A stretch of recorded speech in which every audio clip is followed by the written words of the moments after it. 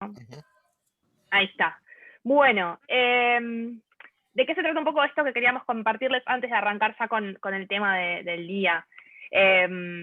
Un poco los círculos para los que capaz no se sumaron otras veces fue juntarnos con Mauricio y tener como una visión común de esto de decir, che, qué bueno que estaría si pudiésemos como unir fuerzas en toda Latinoamérica de todos los que estamos interesados en esto del mundo del Agile Coaching. Qué bueno que estaría que nos pudiéramos acompañar a seguir aprendiendo, a seguir creciendo juntos, a no sentirnos tan por ahí a veces perdidos o solos en el camino este de aprendizaje y de desarrollo, y con todo lo que hay, todo lo que implica, y todo lo que hay para aprender y para conocer. Eh, entonces dijimos, probemos algo, a ver qué pasa, a ver si conseguimos un experimento que funcione. Y salieron los círculos. Y empezamos a probar un poquito el año pasado, tuvimos unos encuentros, tuvimos charlas, tuvimos alguna práctica, eh, y recibimos también un poco de feedback de las personas que se fueron sumando, de qué les iba haciendo sentido, de que no. Hola Maggie, bienvenida. Y bueno, un poquito lo que queríamos hacer es responder a ese feedback. Un poco lo que nos comentaron fue: estaría bueno tener encuentros fijos, estaría bueno saber cuándo va a pasar, estaría bueno hacerlo regular, y por eso salió esto de juntarnos todos los martes a esta hora. ¿Sí? Sería 4 Costa Rica, 5 Colombia, 7 Argentina. ¿Para qué? Para dejarnos ya una hora fija en donde los que estemos interesados nos podamos reservar el lugarcito y podamos estar. Y un poco también lo que estuvimos trabajando es esto de, bueno, ¿para qué acá? O sea, ¿qué es lo que queremos buscar? ¿Qué es lo que queremos conseguir?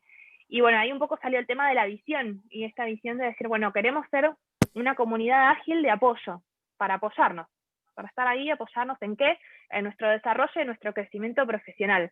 Esto que decíamos recién de que a veces por ahí nos encontramos como medio solos dependiendo de dónde estamos, en la forma en la que buscamos explorar lo que hay de posibilidades en nuestra carrera y de cómo nos desarrollamos y de cómo nos sentimos, o que apoyamos a otros, o cómo nos sentimos incluso apoyados. Entonces, bueno, abrir el espacio para eso, para ser una comunidad ágil de apoyo en el desarrollo profesional. Eso como visión.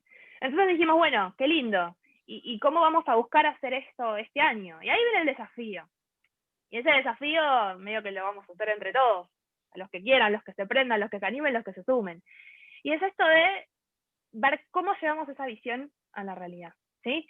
Y para eso la propuesta es que cada semana del mes tengamos algo diferente. ¿Para qué? Para el que le interese una cosa pueda venir esa semana, ¿sí? Y así todos tengamos la posibilidad de sumarnos a los que nos agregue valor, o en donde nosotros podamos agregar valor también para el resto de la comunidad. Entonces, ¿cuál es la invitación? La primera semana del mes, sería ahora, por ejemplo, semana 1 de enero, vamos a ocuparnos de charlas. Charlas en donde va a haber alguien que traiga un tema, que diga, yo quiero llevar un tema, algo que leí, que investigué, que practiqué, que hice, que experimenté, algo que me falló, y quiero presentarlo, quiero llevarlo para compartirlo. O al revés, alguien que diga, a mí me interesaría saber más de algo, compartamos. Alguien que lo sepa y me lo pueda contar, o alguien que se anime quizás a desarrollarlo, porque yo no lo sé y me interesa saberlo. ¿Sí? Eso va a ser el mundo de las charlas. Esperen que admitimos un par de personitas más. Ahí va. La segunda semana vamos a hacer prácticas, ¿sí? Para los que quieran seguir desarrollando habilidades de coaching profesional, vamos a hacer prácticas de algún tipo de tríadas o dojos, algún feedback, alguna observación, ¿sí? En donde si quizás no tenemos experiencia, podemos ir a observar a alguien que tenga un poquito más de experiencia, y si ya tenemos experiencia, podemos seguir practicando para no perderla, ¿sí? Práctica. La semana 3 van a ser discusiones, ¿sí? Discusiones de qué, de temas de interés reales, cosas que querramos traer, con algún tipo de facilitación que vamos a ver ahí qué va saliendo cada semana. La idea es que entre todos charlemos sobre lo que sea que surja, ¿sí? Temas de discusión en comunidad. Y la cuarta semana, lo que vamos a buscar hacer es desarrollo de habilidades y carrera, ¿sí? Desarrollo profesional. Entonces, en la cuarta semana vamos a buscar explorar cómo cada uno de nosotros puede salir de esas experiencias, de estos círculos, siendo un poquito mejor como profesional de lo que llegó. ¿Sí? Ese es un poco el panorama que tenemos en estas semanas, y la invitación, por supuesto, a que participen en lo que les interese, en lo que sientan de lo que ustedes pueden llevarse y también en lo que ustedes pueden aportar. Dejárselos, compartírselos para que nos ayuden a crearlo y a traerlo a la vida. Bueno, ese es un poco el plan para este 2021. ¿Cómo lo ven? A ver. un poco de caras de pánico, de caras de que va, caras de... Y tal vez compartir los canales que usamos para comunicar y coordinar todo este esfuerzo. Y bueno, tenemos el Meetup en donde todos obviamente están porque así encontraron esta sesión. Tenemos una página en LinkedIn con el nombre de Círculos de Agile Coaching Latam. Por si lo quieren seguir, ahí estamos posteando cada vez que hay una reunión, lo posteamos varias veces a la semana para que no se la pierdan. Y el canal el espacio de trabajo de Slack que estoy poniendo ahorita, em, la invitación en el chat de cada Zoom. Ahí pueden unirse al espacio de trabajo de Slack, donde tenemos diferentes canales y ahí también estamos anunciando los eventos al día o antes. Por ahí también, la idea es que se den las discusiones que de los temas que vemos en cada uno de los meetups, poder llevar la discusión un poco más allá y ampliar, compartir información, links, todo lo que normalmente se hace en un espacio de trabajo de Slack. Em, y sí, básicamente como eso es. Buenísimo. Hasta acá, algo que alguien quiera sumar, preguntar. De repente te pregunto, Ile, el tema que yo había propuesto era el Agile Coach, y de repente yo no tengo experiencia como eso, ¿no? Sino que me llama mucho la atención el tema de ver el rol del Agile Coach cuando está en una organización, de repente como mentor, como Agile Coach, como Scrum Master. Entonces, de repente ese tema estaría bueno más bien en una parte de discusión con gente que tenga experiencia. También, Perfecto. sí, lo podemos traer, por ejemplo, como una discusión, como en la semana de discusiones, como para ver, por ejemplo, cómo lo vivieron personas que hayan experimentado el rol desde sus diferentes visiones, por ejemplo, qué desafíos han tenido. Y podríamos intentar, de hecho, entonces me parece que si les suena, podríamos intentar una especie de fishbowl para llevar en las estructuras liberadoras, hacer un fishbowl con unas 4 personas que vengan, hablen y compartan sus experiencias, recoger preguntas del público y luego tal vez que entre y salga gente del fishbowl para que compartan todas sus experiencias. Y eso funciona muy bien en ese formato. Podemos intentar algo así para la semana 3 como dice Yo Ile. ahí a ese me adhiero un poco y para hablar de un tema que si bien he venido trabajando, pero no me considero un experto y me gustaría también involucrarlo en una conversación que es todo el tema de gamification y ¿No? el cómo llevar los roles Claro. de oficina a unos roles mucho más gamificados Mm, y que yo ya no me llame el gerente o el tal cosa, sino mm. algo más alineado a la cultura Overlord. pero que haga Ok. fit, no que sea ponerlo por ponerlo, sino que haga fit con la cultura y que al final motive, genere esa motivación intrínseca que tiene el jugar a trabajar. Interesante. Ujú. Ese creo que sería como, me gustaría poder ponerlo sobre la mesa y tener feedback porque por ahí hay cosas interesantes. Perfecto. Y esa es la idea, ir proponiendo. Y también, digamos, podemos inclusive luego en el espacio, lo que me gusta tanto de Slack es que uno puede crear un canal para cosas específicas y podemos tirar un canal solo para tirar ideas de charlas y sesiones y qué podemos ir haciendo y ahí ir curando un poco la lista de actividades que vamos a ir haciendo y se le puede ir dando forma. Entonces podemos trabajar por ahí muy bien. Y también que no hace falta ser experto, ¿no? O sea, el objetivo de Ujú. esto no es ser expertos, sino que es venir a jugar, venir a probar, traer temas que nos interese, en los que nos interese empezar a probar, en los que nos interese conocer cómo le fue otro que ya lo probó, y que sea un arenero para todos para seguir ahí en el proceso de aprendizaje. Exacto. Bueno, ¿cómo estamos para arrancar? ¿Arrancamos? Buenísimo. Bueno, ahora sí a los últimos que se han sumado, gracias por sumarse, felicidades, feliz año. Esperamos que arranquen súper. Y ahora sí le damos la bienvenida a él, que es alguien que ha estado trabajando mucho en el mundo de Kanban y nos viene hoy a compartir algo súper interesante, Don Dieter. Anda por ahí. Hola, hola, buenas tardes a todos. Hola. Gracias por sumarse, Dieter. Y bueno, te lo dejamos todo suyo. Ahí está, ¿se ve? Sí. Sí. Bueno, muchas gracias, Ile, por la invitación. Eh, buenas tardes a todos. Primero que todo, feliz año.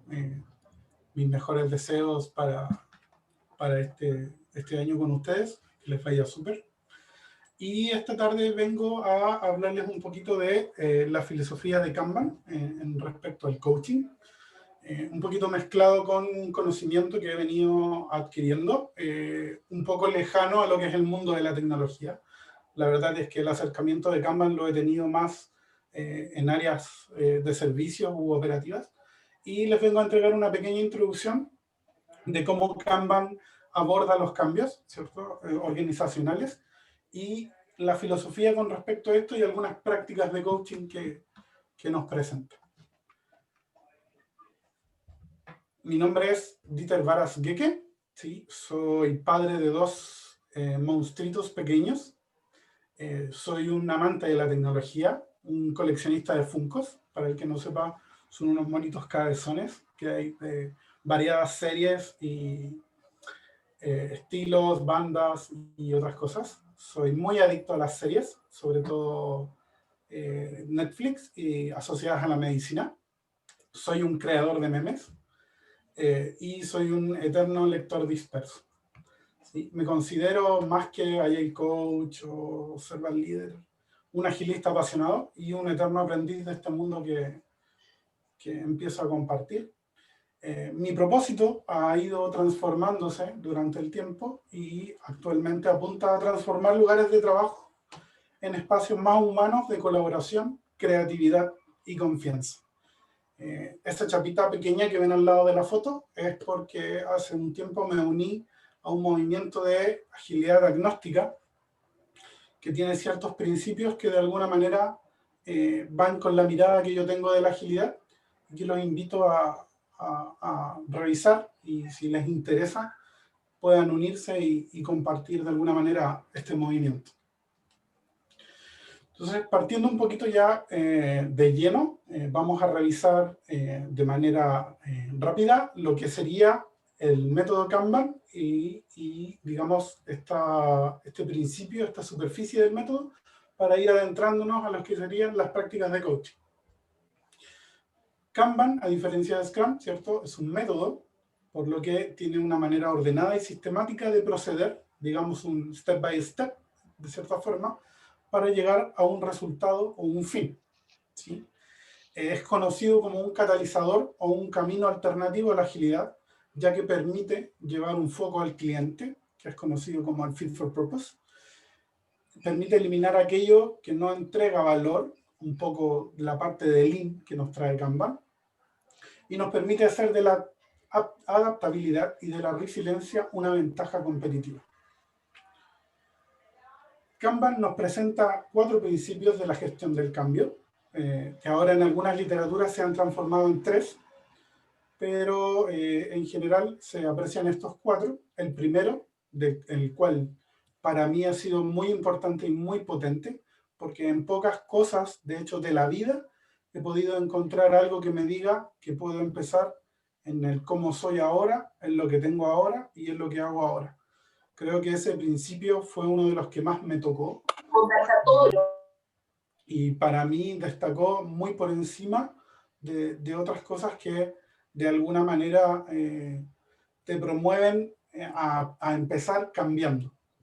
El segundo principio es buscar el cambio y la mejora de manera evolutiva, ¿cierto? Evitar esta disrupción, esta de yo aquí vengo con mis herramientas, con mis métodos y tenemos que hacer todo para partir siendo ágiles.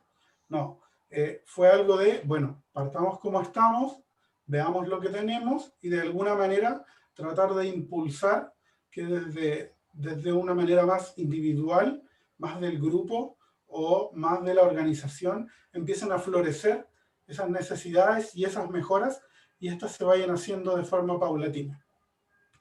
El tercer principio, que fue absorbido por el primero, es eso, es respetar los roles y los procesos actuales. Con respecto a esto, siento que el principio es muy claro y es un poco el no llegar a transformar algo y empezar, por ejemplo, a mencionar, bueno, ya no vamos a necesitar PMs, ya no vamos a necesitar esto, ahora todos los que eran jefes de proyecto tienen que hacer esto, tienen que pasar a hacer esto, ¿sí? Y vamos a ver más adelante cómo esto de respetar los roles y respetar los procesos tiene mucho que ver con esas prácticas de coaching que nos trae Kanban. Y por último, el impulsar el liderazgo en todos los niveles, ¿sí? Y va relacionado mucho a empoderar a las personas, a cómo las personas al involucrarse con los procesos, a vivirlos y a tener una transparencia y una visibilidad completa, son capaces de proponer o tomar decisiones con respecto a lo que se está haciendo y de alguna manera a través de eso apalancar esa mejora y ese cambio evolutivo que hablábamos anteriormente. También como otra base del método Kanban nos encontramos con 6 prácticas, que son prácticas para mí muy poderosas. La primera es visualizar el flujo de trabajo y es un poco eso de transparentar lo que estamos haciendo, o sea, qué se hace desde lo que nos piden hasta que lo entregamos, ¿sí? ¿Qué hay? ¿Qué pasa dentro de eso? Que muchas veces es una caja negra. ¿Qué pasa? ¿Cierto? Para que nosotros podamos entregar. La segunda práctica va asociada mucho a lo que es el foco, ¿cierto? Poner foco, como dice la frase de la derecha, dejar de empezar y empezar a terminar, ¿cierto? Limitar el trabajo en progreso, ¿sí? Poner foco en pocas cosas, pero terminarlas en pos del flujo, que es la tercera práctica, ¿cierto? Gestionar el flujo. Es decir, cómo podemos intervenir este flujo, cómo podemos mejorarlo, cómo podemos cambiarlo, cómo podemos tratar los cuellos de botella y cómo podemos hacer que las cosas de alguna manera salgan, ¿sí? Las entreguemos. La cuarta práctica es hacer explícitas las políticas del proceso. Esto va un poco asociado a que todos sepamos las condiciones, las reglas o el marco dentro del cual se mueve el flujo. ¿Qué cosas son necesarias, por ejemplo, para que algo pase de un estado a otro? ¿Qué cosas se deben cumplir para que algo esté terminado o para que algo pase a revisión? Y se busca que esas políticas sean de un conocimiento común, que sean abiertas y que todos sean capaces de alguna manera entender, ¿cierto?, cómo afectan el proceso y el flujo. La quinta práctica es implementar ciclos de retroalimentación, ¿sí?, que es muy importante para la mejora y el cambio evolutivo. Es decir, que seamos capaces de mirar qué estamos haciendo, cómo lo estamos haciendo y qué podríamos cambiar, mejorar o cómo podríamos experimentar sobre algo para de alguna manera movernos del estado actual. Y por último, para tener un cambio sostenible, un cambio que sea a nivel organizacional, se llama a una mejora colaborativa, ¿sí?, a que pueda integrar de alguna manera más allá de los equipos e incluso más allá del flujo, que podamos compartir esto, o yo lo llamo contagiar, perdón el término por la actualidad, pero lo llamo contagiar un poco esto de lo que se está haciendo y que cada vez podamos abarcar más áreas y tener esta mejora colaborativa. Ahora vamos a hablar un poquito de en qué aspectos se da de que Kanban, digamos, tiene su escenario ideal o su tierra fértil, ¿sí? Y es un poco asociado a si tu proceso sufre sobrecarga o variabilidad en el flujo, si tu proceso se beneficia de diferir el compromiso, es decir, que no aceptemos todo y empecemos a ver cuánto es lo que nos demoramos en entregar y cuándo es prudente que recibamos esa solicitud para poder entregarla en fecha. Otra cosa es si es probable que las personas se resistan a un cambio emocional y rechacen el cambio forzado en su identidad. Y es lo que les hablaba anteriormente un poco de vamos a transformar todos los jefes de proyecto a, no sé, Scrum Master, ya no vamos a tener una PMO, ya no vamos a necesitar aquello. Entonces va un poco con eso de veamos que las personas se están resistiendo un poco a dejar sus roles, a dejar algo que han hecho a lo mejor toda la vida, y no está surtiendo un poco el efecto ese de movámoslos a nuevos cargos con nuevas responsabilidades o nuevos paradigmas. Y por último, la idoneidad de Kanban es un poco evitar ese jefe revolucionario, y esto es porque Kanban, para funcionar, requiere paciencia debido al cambio y la mejora evolutiva. Entonces, por ahí la compatibilidad con un jefe revolucionario que le guste cambiar el mundo de pies a cabeza o de cabeza a pies de forma inmediata, digamos que Kanban no se lleva muy bien con eso. Kanban apela un poco más a la paciencia y a la inspección constante para poder lograr esa mejora continua.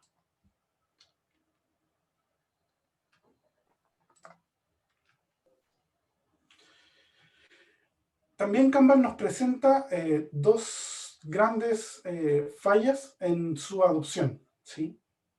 La primera es la extralimitarse. ¿Y a qué se refiere con esto? Es cuando se plantea Kanban como algo que debe ser perfecto en su inicio, en su creación, ¿sí? Y es un poco la experiencia que yo he tenido. Les puedo comentar que hay gente que ha estado de acuerdo con implementar Kanban, me ha dicho, dale, pero me dicen, pero que el tablero quede perfecto, o sea, que no tengamos que hacerle nada, que no necesitamos ver nada más, y que de alguna manera lo que se cree sea lo que sea para siempre. Y por ahí esa es una de las principales fallas, ¿cierto? De tratar de hacer el tablero perfecto, de crear o cambiar el flujo. O sea, estamos evitando empezar con lo que tenemos, sino que buscamos correr una doble carrera, implementar Kanban y mejorar nuestro flujo, nuestro proceso, para tener el tablero o el flujo perfecto. Y la segunda, que es la falsa cumbre, que es un poco la posición de, bueno, tengo un tablero, logré visibilidad, tuve algunos beneficios, listo, tengo Kanban y me quedo ahí. ¿Sí? Es un poco la creencia de, bueno, llegué a la cima, no necesito nada más, ya Kanban me dio lo que me tenía que dar y esto es. ¿Sí?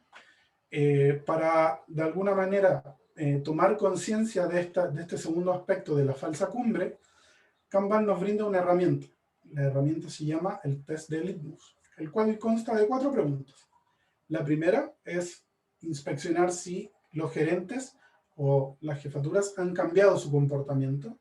Esto quiere decir, ya no vemos un empuje del trabajo, ya no vemos asignación, dejamos un poco de ver el micromanagement, de en qué está todo, y ya se apela un poco a la visibilidad que entrega Kanban. La segunda pregunta es si ha cambiado la interfaz o la interacción con el cliente, es decir, qué beneficios ha tenido el cliente por nuestra implementación, ¿cierto? Por digamos, nuestra puesta en marcha de Kanban, nuestra visualización del flujo y los cambios que pueden haber habido en este. El tercero es si ha cambiado un poco el contrato con el cliente, y esto va a referencia a cómo estamos llevando esos compromisos de entrega, si seguimos recibiendo todo lo que nos pide el cliente, si el cliente ya tiene una confianza con el flujo en cuanto a en qué momento vamos a entregar, cuánto nos demoramos en entregar, y las tasas de descarte, y va muy relacionado a todo lo que son las métricas de Kanban. Y por último, se ha cambiado el modelo de negocios a entrega de servicios. Y esto está relacionado un poco a cuando vemos silos organizacionales. Cuando tenemos este silo que hace algo que es parte de un flujo, pero solo se preocupa hasta que termina su silo y lo que pasa después deja de ser. ¿Sí? A diferencia del modelo en donde tenemos un flujo completo, que lo llamamos o se conoce como el flujo end-to-end, en donde de un comienzo, ¿cierto? Podemos de alguna manera tener el track o el flujo de qué es lo que pasa hasta que entregamos. Y empezamos a orientarnos, ¿cierto? A entregas de servicio. Bueno, la propuesta que nos trae Kanban para de alguna manera evitar estos fallos en la adopción y lograr ese cambio evolutivo a nivel de madurez es el Kanban Maturity Model, ¿sí? El Kanban Maturity Model lo pueden ver en la URL que está abajito, que tiene, digamos, el mapa completo, donde podrán interactuar con él, indagar los niveles y la distinta información que tiene cada uno. Este es un pequeño cuadrito resumen, en donde se puede apreciar que Kanban consta de 6 niveles, ¿sí? El primero, que es un nivel cultural individual, es decir, cuando las personas se preocupan del trabajo que ellos hacen, de entregar a lo que a ellos les corresponde, y no tienen una visión más allá del individuo propio, ¿sí? El segundo, o sea, el segundo nivel, que es el nivel 1, ¿sí? Es donde encontramos los héroes individuales, que son esas personas que generalmente saben todo, apagan los incendios, y tienen muy concentrado el conocimiento de la operación, del servicio, del flujo. En el tercer nivel, que es el nivel 2, ya se empieza un poco a nivel cultural a gestionar estos héroes y a tratar de descentralizar ese conocimiento, y empezar a compartirlo, a abrir y a que todos puedan visualizarlo. El cuarto nivel, que es el Fit for Purpose, que está asociado a definir un propósito asociado a nuestro cliente. ¿Sí? Después tenemos el Research, que está un poco enfocado a tener una organización más unida y alineada al propósito que se definió en el nivel anterior. El nivel 6, que busca llevar a la organización a una posición de líder de mercado, donde se persigue, entre comillas, la perfección en cuanto a lo que es los flujos de entrega. Y el último nivel, que está asociado a una cultura de reinvención constante, de ser capaces de tener resiliencia, de adaptar la empresa, de poder migrar los servicios y poder cambiar de alguna manera el foco en caso de que sea necesario.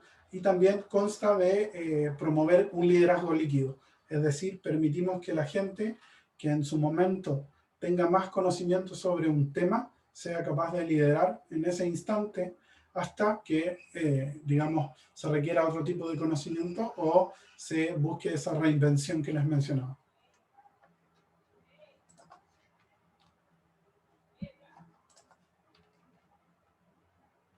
Aquí podemos ver un poquito más amplio el resumen del Kanban Maturity Model, sus niveles que les mencionaba recién, el cómo enfoca o trata de migrar esta organización que Kanban denomina frágil, ¿cierto?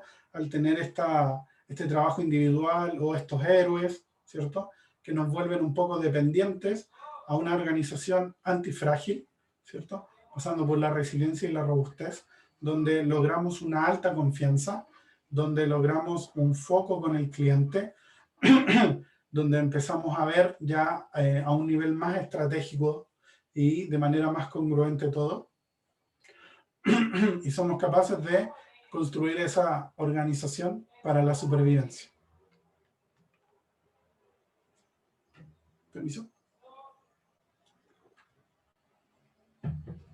El Kanban Maturity Model tiene 4 pilares. A mí esto, la verdad es que me resonó mucho. Siempre hablamos un poco de la cultura, de las prácticas, de los valores, y yo tenía una nube muy confusa digamos, en cómo relacionar estos aspectos, y estos pilares de alguna manera me abrieron la mente, y pude de alguna manera relacionar y tener mayor conciencia de estas palabras, de estos términos, que muchas veces se escuchan constantemente. Entonces, Kanban nos dice que la cultura, en el fondo, es el cómo vivimos, son las cosas que las personas valoran, y se refieren a ellas como principios o normas dentro de la organización, ya sea que estén escritas o no, y que justifican el cómo ellos llevan sus comportamientos o sus prácticas en el diario vivir. Las prácticas, que es el cómo hacemos las cosas, que son esas actividades rutinarias, esos patrones de interacción, esas prácticas de Kanban que pueden haber sido ya establecidas y esos hábitos. El tercero son los resultados, que en el fondo es el qué tan efectivos somos, o sea, cómo demostramos esos resultados, los beneficios que tenemos, tanto externos como internos, es decir, cómo la organización se va enriqueciendo con esto y también cómo el cliente de alguna manera va obteniendo beneficios de acuerdo a lo que se le entrega. Este modelo, digamos, tiene su cuarto pilar en el centro, que es la evolución gestionada, que viene un poco de lo que les mencionaba, que es este cambio evolutivo constante, ¿sí? Entonces, de alguna manera uno va a ir gestionando los modelos de madurez y a través de las prácticas vamos a ir avanzando en transición de modelo a modelo. La frase a su esquina inferior izquierda es de alguna manera algo que me ha acompañado desde que la escuché, y es que la cultura sigue a los valores, ¿sí? Las prácticas siguen a la cultura y los resultados siguen a las prácticas, ¿sí? Y yo con esto pude entender y comenzar a relacionar cómo impactar una, y si yo impacto una, cómo de alguna manera esta afecta a las cosas que la siguen. Y ahora entramos de lleno a todo lo que son las prácticas de coaching asociadas a Kanban, ¿sí? No sé si hasta aquí tienen alguna duda, algo que quieran compartir, algo que no les haya quedado claro.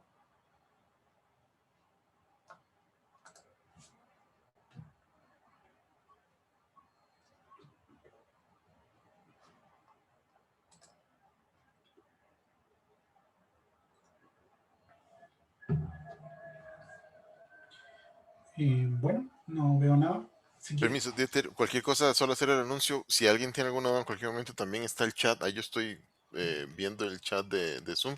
Por si quieren poner algo ahí, también podemos tomar preguntas por ese lado. sí, con gusto, por donde quieran, puedan compartir. Yo también estoy atento para resolver alguna duda o intercambiar alguna opinión. Bueno. La gran diferencia que plantea Kanban con otros métodos de coaching es que Kanban está asociado un poco a la sociología, ¿cierto? A cómo es el comportamiento organizacional dentro del grupo, más que a la psicología individual. Y le da mucha importancia a comprender el contexto sociológico que vive una organización, ya que esto le permite a los agentes de cambio tomar decisiones más apropiadas con el fin de poder lograr esta evolución de la organización.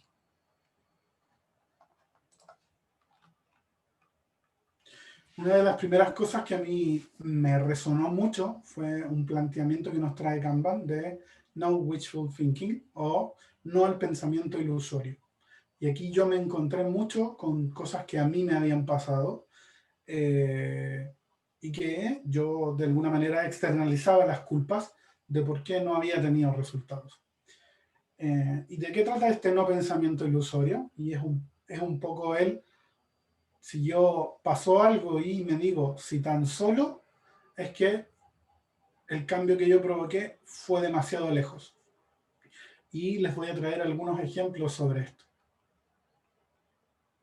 Por ejemplo, si tan solo hubiéramos tenido el apoyo de los ejecutivos,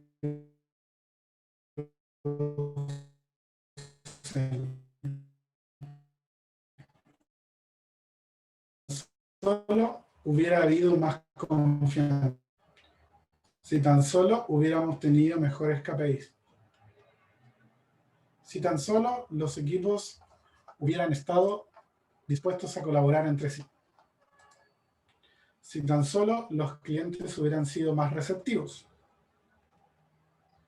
Y un sinfín de si tan solo hubiéramos podido haber priorizado mejor, si hubiéramos tenido mejores y más granulares historias, si hubiéramos tenido acceso directo con los clientes y una gran variedad de, digamos, yo las veo como pretextos, ¿sí?, de que algo o algún cambio no funcionó.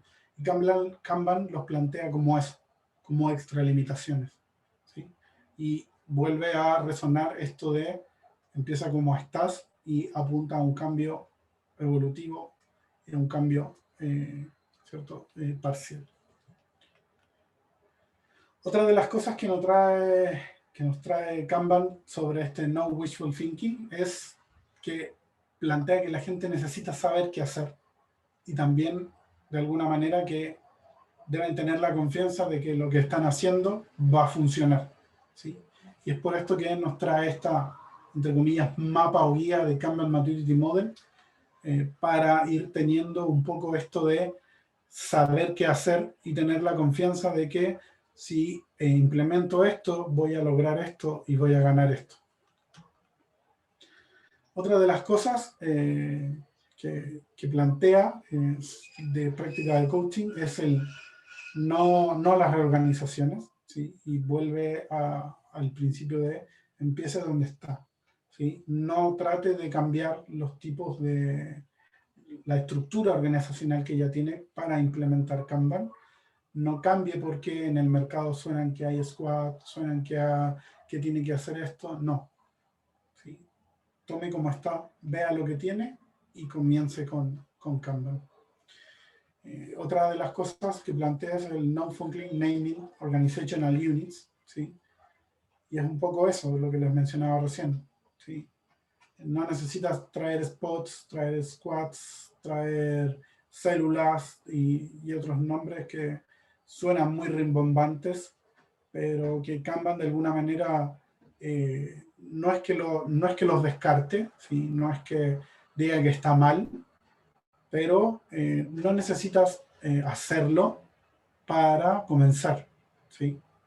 Y eso es como de un lado muy humilde, ¿sí? Kanban no demoniza esto, ¿sí? Pero para él no es necesario para tener ese inicio. Y aquí es algo a veces muy polémico, pero Kanban también apunta a no equipos cross-funcionales. Y esto también lo recalco, no es que lo demonice, pero si tú tienes silos en donde tienes, por ejemplo, en un área tecnológica QA, UX, desarrollo, y están trabajando en departamentos apartados, Kanban no te dice júntalos, haz equipos multifuncionales y comienza con Kanban, no.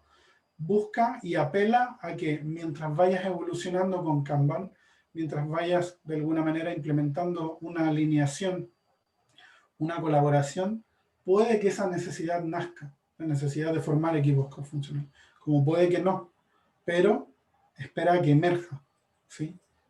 Muchas veces al evaluar, a ir teniendo ya práctica, madurez, uno se puede ir dando cuenta de que es necesario armar esto, pero no lo hagamos por hacerlo, no lo hagamos porque el mercado dice que los equipos confuncionales hay que tenerlos, ¿sí? Es un poco la postura de Kanban de espera que el cambio sea necesario, espera que el cambio de alguna manera nazca, ¿sí?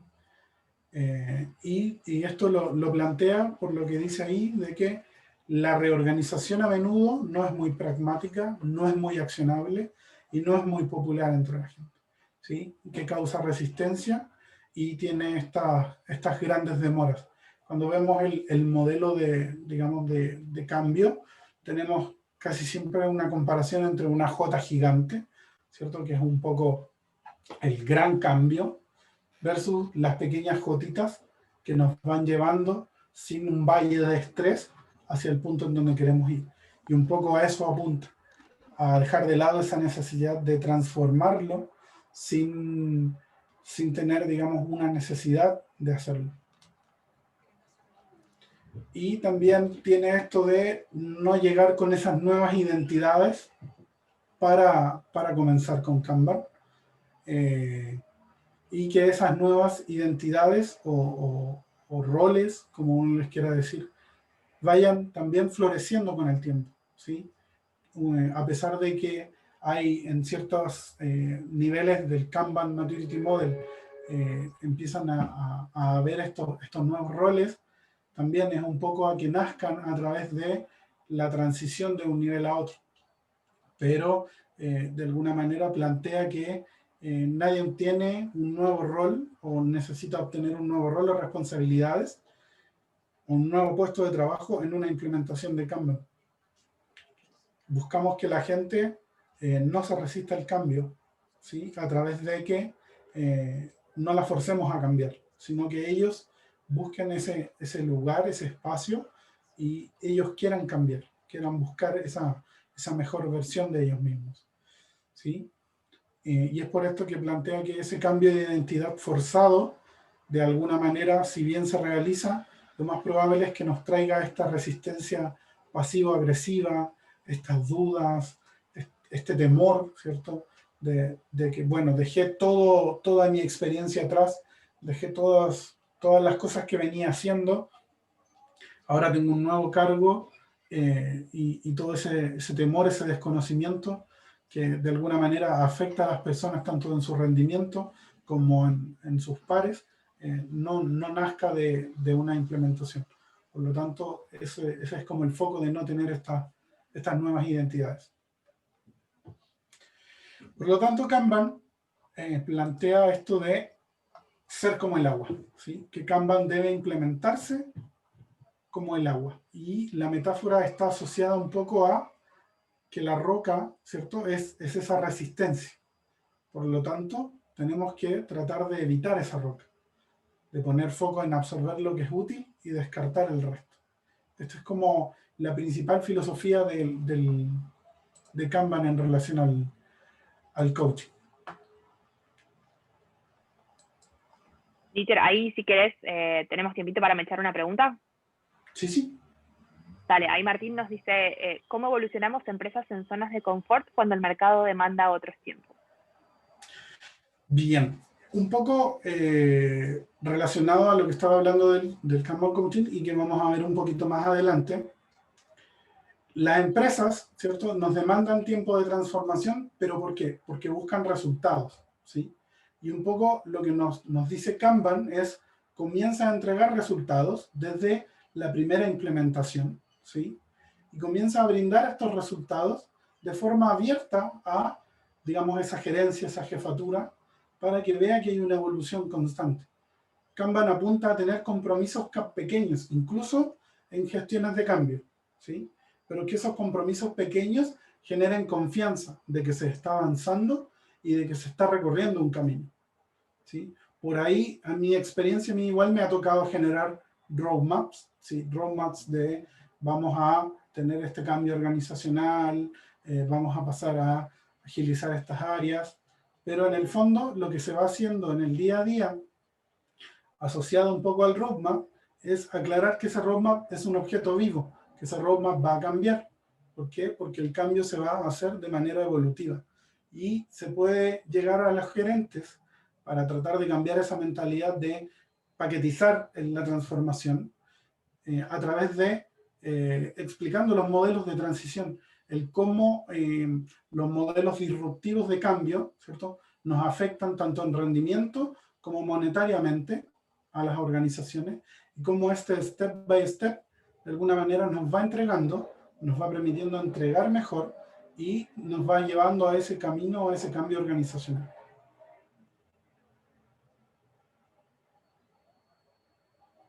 ¿Quedó claro, Martín? Martín, ¿lo tenemos por ahí? Sí.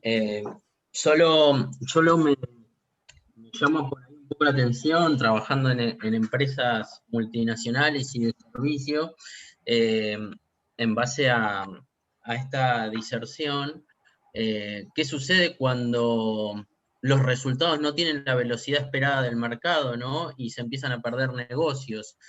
Si bien hay que tener el foco en la evolución de las personas, ¿cómo hacemos el equilibrio con esa empresa que tiene que sobrevivir a las nuevas necesidades del mercado y adaptarse, ¿no? Evolucionar continuamente? Sí, bueno, aquí te puedo hablar desde mi experiencia. Primero, yo parto siempre con pilotos, tratando de que el área tenga, digamos, la suficiente importancia para demostrar resultados una vez que Kanban está implementado, pero también de alguna manera me cuido de que el área no sea un core de la empresa, porque es un experimento, ¿cierto? Por lo tanto, ¿qué he logrado yo? Que los resultados se sigan dando, es decir, la empresa de alguna manera sigue funcionando como venía, está entregando resultados, los resultados que siempre ha entregado, pero tiene este pequeño experimento que de alguna manera, y como experimento en sí, tiene estos cambios en la entrega y va buscando esas mejoras constantes, ¿sí? Por lo tanto, en mi contexto, y que también es una multinacional, no he tenido la oportunidad de ver pérdidas de negocios por alguna implementación de Kanban. Y los digo oportunidad porque sería muy interesante ver por qué se van perdiendo los negocios si de alguna manera estamos cuidando esa entrega, ¿sí? Y estamos partiendo como veníamos, es decir, no tenemos un factor de estrés, no tenemos algo que a la gente le haga o con la intención de tener que la gente baje su rendimiento. Y la verdad es que es interesante la pregunta, pero no he tenido la oportunidad de ver, como te digo, que se pierdan negocios asociados a una velocidad de mercado. En mi caso, he analizado diferentes negocios, por ejemplo, y digamos que es de público conocimiento, ¿no? Cómo las fintech han ganado mercado, market share, en base, digamos, a la evolución lenta de los bancos tradicionales, ¿no? Ese es un ejemplo, digamos, visible, muy, muy claro, ¿no? O tal vez las startups, ¿no? Bajo el modelo de Lean, han tomado en este último tiempo mayor relevancia a empresas que tienen tal vez 20, 30 años en el mercado, que tienen la experiencia, que tienen el conocimiento de mercado, pero caminan a la par de, tal vez, por hacer una analogía con un animal, a la par de un elefante, en la velocidad de un elefante, y las startups van a la velocidad de un galgo. ¿Cómo se compite en estos casos de ejemplo, ¿no? Para no quedar fuera del mercado? Ahora entendí un poquito mejor el foco de la pregunta. La verdad es que Kanban no te promete transformarte en un líder de mercado de un día a otro, y dudo que algún marco de trabajo, metodología o método logre acercar o disminuir esa brecha entre algo que es tan maleable y que de alguna manera viene con otra mentalidad, como lo son las startups o digamos las empresas más nuevas, ¿cierto? Versus, digamos, estos elefantes gigantes que vemos, muy burocráticos, donde todo tiene que pasar por ciertos flujos, donde todo se cuestiona. Entonces, no siento que nada te ayude a cerrar esa brecha de un día para otro. Lo que Kanban te propone es que comiences a caminar, ¿cierto? Para ir cerrando esa brecha paso a paso. ¿Sí? Que no te trates de alguna manera, no trates de saltar al final sin haber caminado el camino para llegar a esa meta. Es un poco eso. Kanban te ayuda a, de alguna manera, incentivar lo que mencionan en el chat, que es la innovación. Te permite gestionarla, te permite también llevar una visibilidad de todos los que son los proyectos, pero no va a lograr ese cambio de que te vuelvas un innovador, un líder de mercado de un día para otro, ¿sí? Por eso es algo que Kanban no soluciona, digamos, en cortos márgenes de tiempo. Y siento que nada, si te quedaste, digamos, en esa zona de confort como industria y sigues teniendo, digamos, las jefaturas en donde todo tiene que pasar, en que los release, los productos se entregan cada muchos meses, en donde no se escucha al cliente y en donde hay muchas cosas que te tienen en la posición en la que estás. Siento que nada te va a entregar las herramientas para que puedas saltar a alcanzar a una startup o a un negocio que de alguna manera está innovando y mata tu forma la forma en la que entregas servicios o productos. Dieter, si me permites, quisiera rescatar un par de comentarios que pusieron en el chat, Claro. que me parecen valiosos y vienen a ilustrar el tema. Carlos nos comparte, dice, sintiendo la innovación en servicios del negocio bancario nacional, tradicional.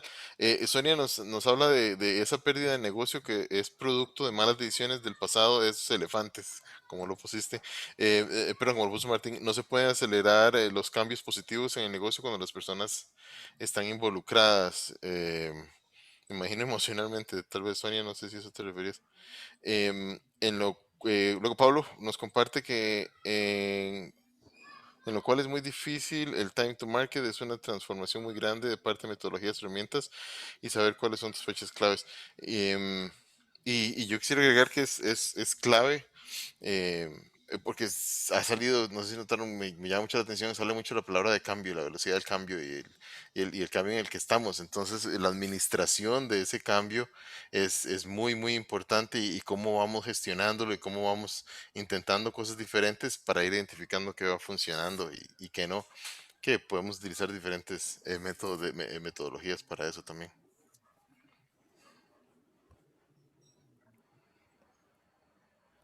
Gracias.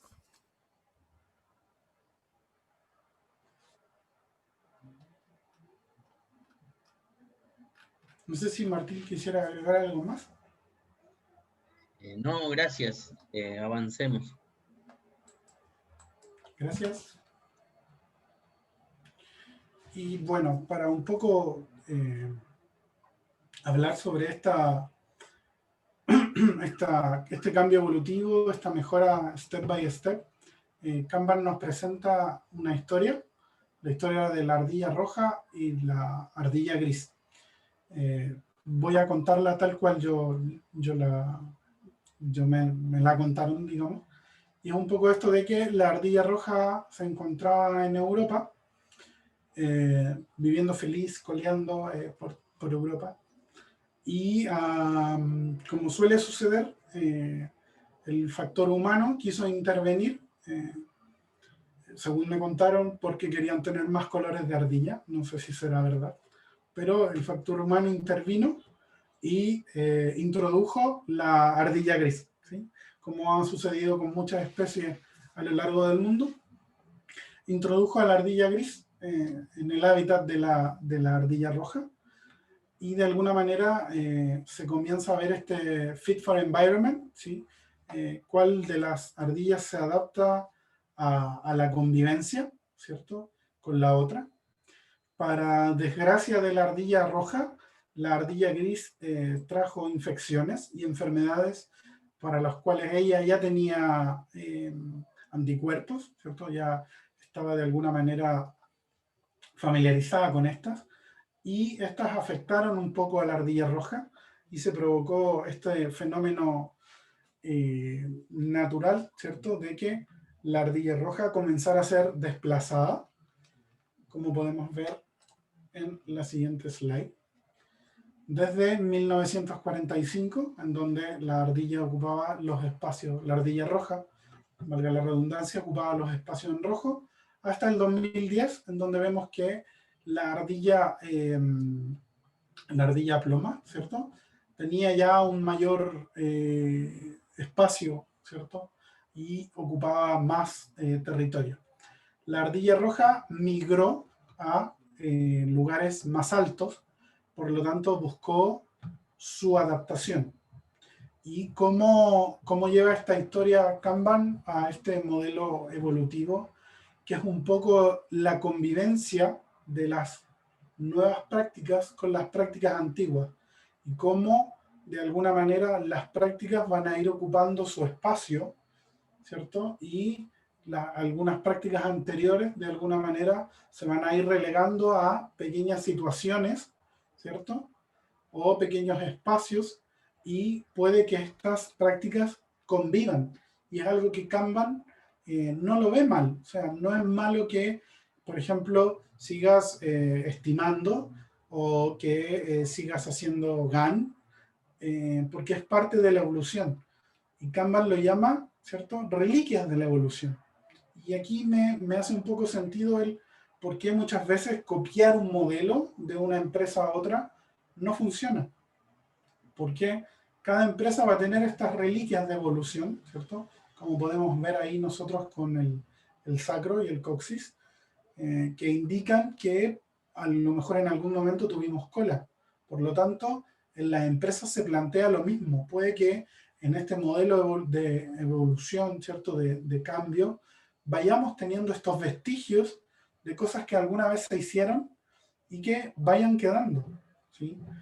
Yo en implementaciones todavía tengo cosas que otras personas me han dicho, pero ¿cómo hacen eso si están trabajando con Kanban hace tanto tiempo?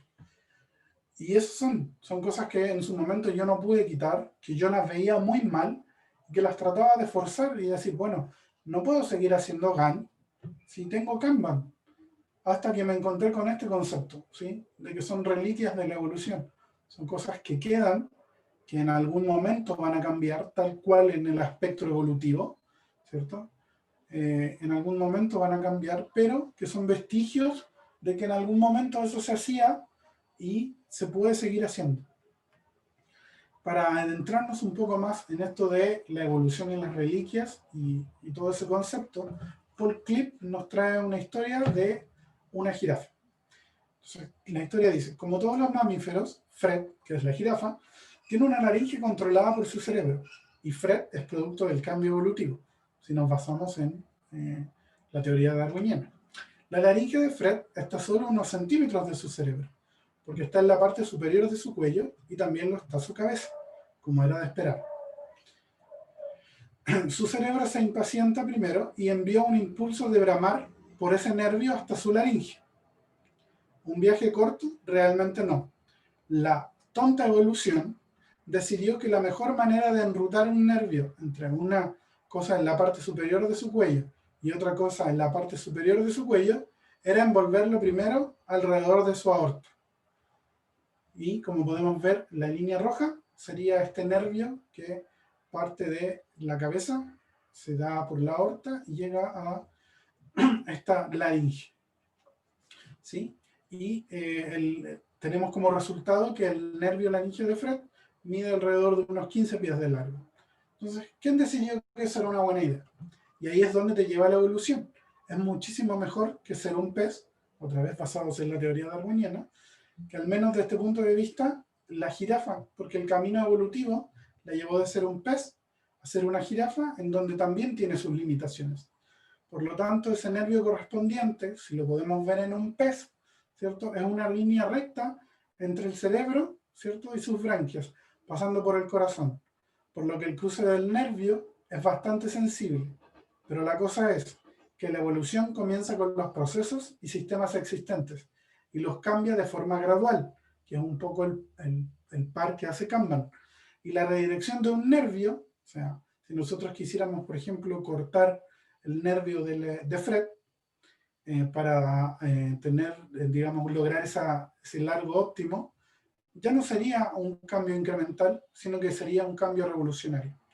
Y es un poco esto de lo que yo les decía, el cómo muchas veces se demonizan esas reliquias o esas cosas y las queremos quitar de raíz, pero no tenemos conciencia del cambio que podría causar quitar estas reliquias de la evolución en el proceso que estamos llevando.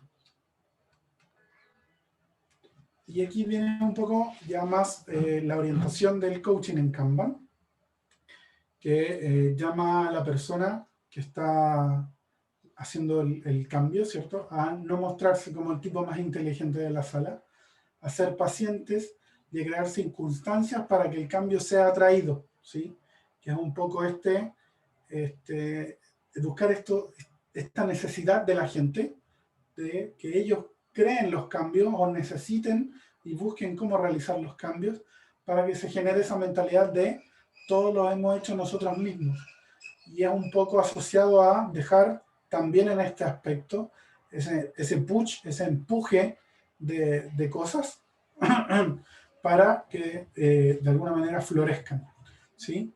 Y buscar factores de estrés y mecanismos de reflexión para catalizar el cambio a través de esto que yo les decía, ese pull, ¿cierto? No el cambio por empuje, sino que el cambio por atracción, el querer ese cambio. Y buscar una explicación relacionada con esa entidad para conocer y saber el comportamiento y la resistencia, sea cual sea la razón, ante un cambio y poder tomar las medidas para llevar de manera evolutiva ese cambio. Y nuevamente se nos presentan los pilares, pero con otro foco que es asociado a cómo vamos afectando, ¿cierto? Entonces nos dice que los valores nos permiten la introducción de nuevas prácticas, ¿sí? Y que éstas se mantengan durante el tiempo. Y estas prácticas de alguna manera influencian nuestra cultura y hace que los valores se sostengan. Es decir, hay una simbiosis. Y los resultados, ¿cierto?, se ven a raíz de estas nuevas prácticas y valores que logran que los negocios generen esos mejores resultados.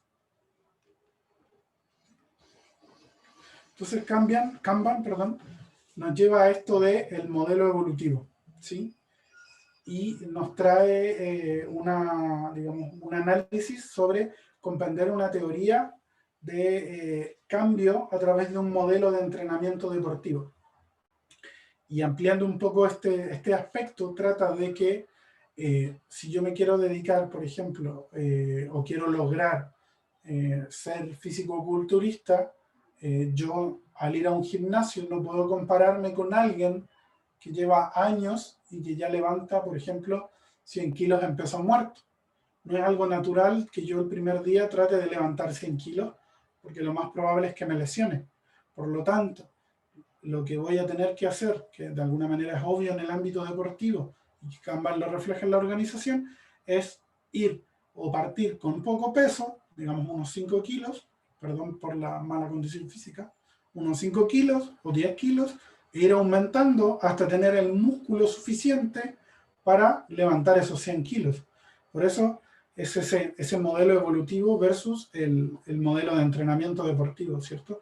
Es adecuarse a las capacidades actuales, ¿sí? Comprender esas dinámicas y esa intención de las prácticas de transición y consolidación para utilizarlas de manera eficaz, que es un poco ver este modelo, ¿cierto?, donde teníamos los 6 niveles, tratar de ubicarnos en uno de estos niveles y empezar a tomar y consolidar ese nivel en caso de que sea necesario, y de a poco ir transitando, no pretender saltar, por ejemplo, desde un nivel 0, donde hablábamos de logro individual, hasta un nivel de una organización líder de mercado. Porque va a pasar lo mismo, o según el ejemplo que les ponía, una lesión, y la lesión va a afectar a la organización. Ser capaz de anticipar esos riesgos, ¿cierto?, de un factor estresante, que más adelante vamos a ahondar un poquito en qué es ese factor estresante para Kanban, y reconocer los tipos de resistencias y evitar estas reacciones que son inapropiadas para mitigarlas o superarlas.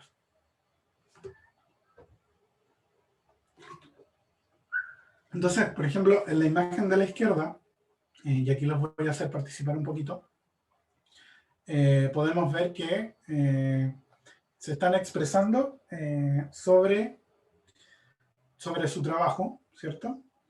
Y asociado a esto, en la imagen se ve un factor estresante. Me gustaría que pudieran compartir cuál creen que es ese factor estresante en la imagen. Ya sea por chat, por voz, por donde les acomode. ¿Cuál creen que es el factor estresante? ¿El backlog? Puede ser. ¿Alguien más que quiera contarnos cuál cree que es el factor estresante? ¿La entrega? Ok, pero un poquito más allá en la imagen, aparte del backlog y la entrega, ¿cómo saben ellos, por ejemplo, que están atrasados, que tienen mucho trabajo o que están, digamos, con un cuello de botella?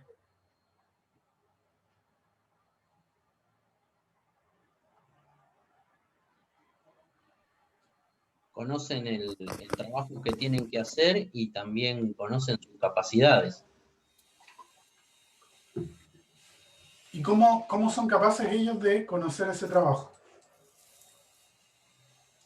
Con el board de atrás.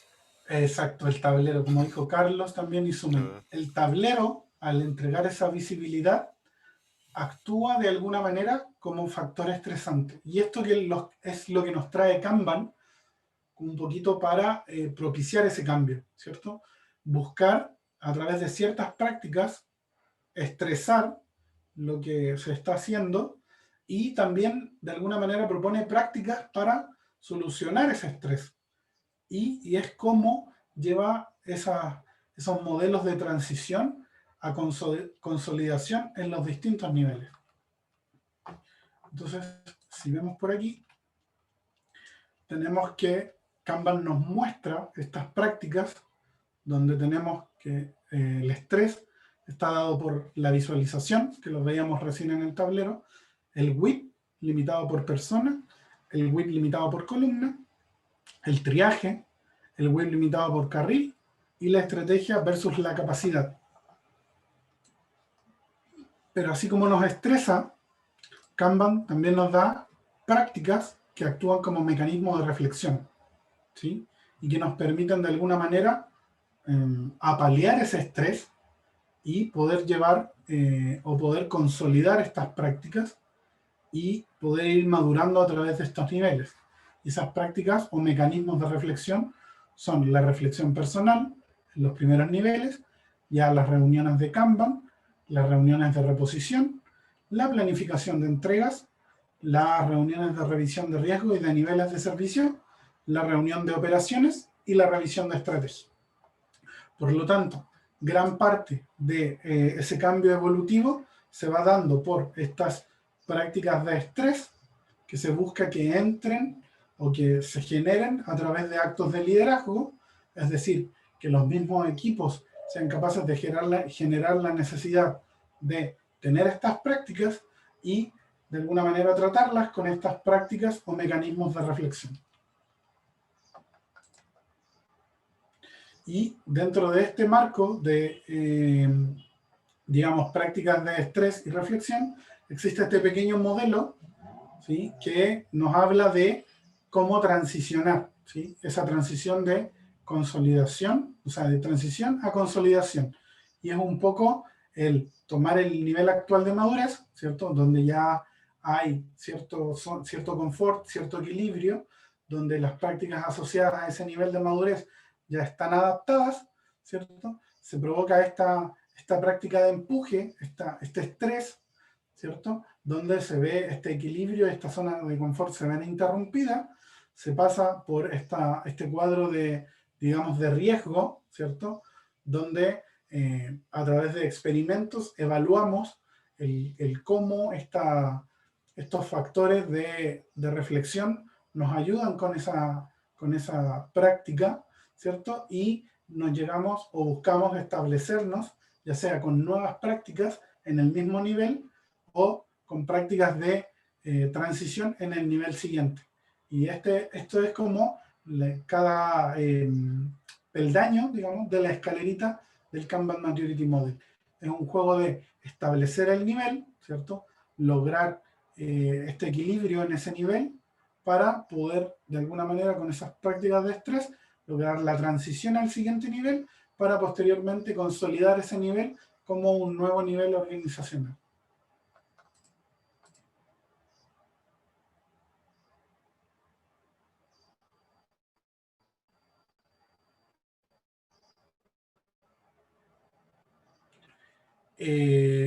Como Kanban busca de alguna manera tener este compromiso diferido del servicio, ¿sí?, el punto de reposición serían todas esas reuniones donde uno evalúa lo que está por entrar al flujo, punto de compromiso, ¿cierto? Y las cosas nuevas que han llegado. Se, de alguna manera, prioriza según valor o negocio y tenemos una reposición dentro del flujo con estos, digamos, estos nuevos ítems. Eso sería como la reposición.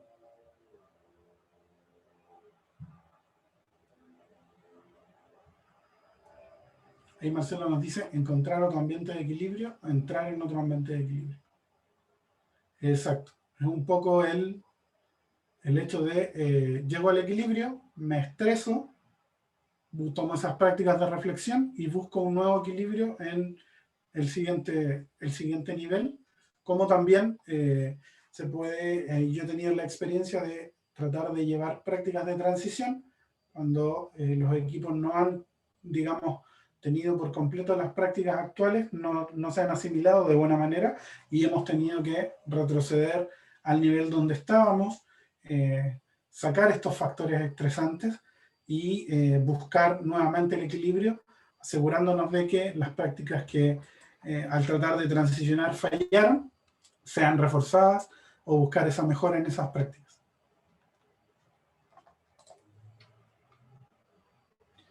Y aquí viene todo lo que es superar la resistencia y volvemos a entrar un poco en que el Kanban Maturity Model fue diseñado para evitar esa resistencia y viene este término nuevo de rodear las rocas. ¿Y cómo se rodean las rocas? O cómo el Kanban Maturity Model nos indica, y Kanban también nos indica a evitar esas resistencias, es un poco buscar el compromiso emocional, ya sea de los equipos como de los líderes, ¿sí? Persuadir a esos líderes, incluidos los informales, para que puedan unirse a este experimento, ¿sí? Y utilizar una estrategia de aislamiento para proteger esas mutaciones, que era lo que yo les decía, de no descartar lo que ya se hace, ni demonizarlo. No porque estoy haciendo Kanban ya hay que dejar de hacer todas las GAN, sino que tratemos de proteger y cuando veamos que esa mutación o esa reliquia de alguna manera ya no nos es útil, o la persona que está asociada a la reliquia misma incentiva de que ya la reliquia no es útil, tengamos la oportunidad de dejarla de lado.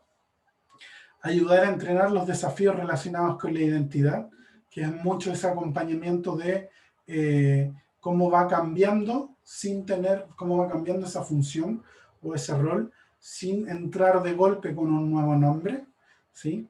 Y buscar que ellos puedan llegar a ser la mejor versión de sí en lugar de darle una nueva identidad, ¿sí? También Kanban de alguna manera nos llama a tratar de trabajar con las emociones, superponiendo emociones más fuertes cuando encontramos resistencia a través de emociones, y es algo que voy a mencionar un poquito más adelante.